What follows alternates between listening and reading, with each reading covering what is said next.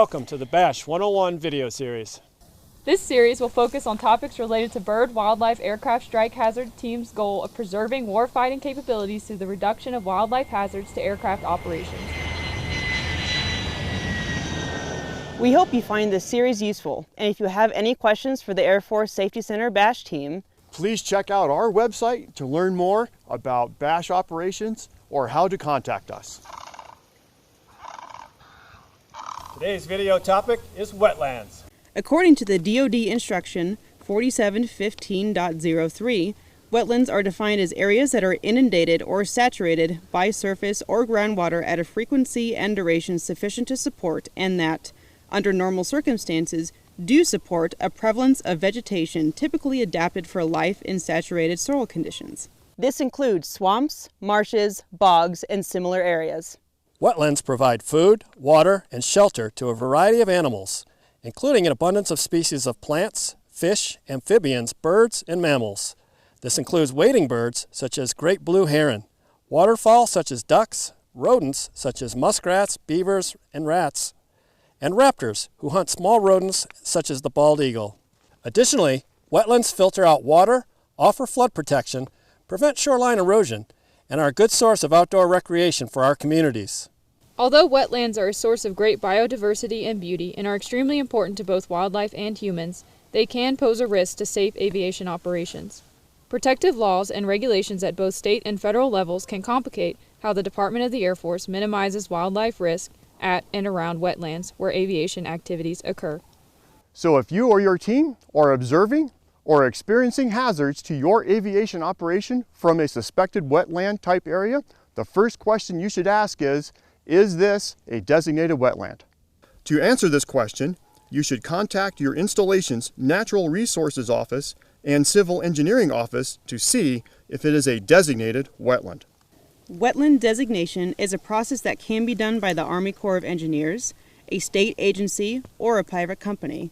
Wetland designations will provide you a map of the exact location of the wetland on your installation. Knowing if your wetland is designated or not is important.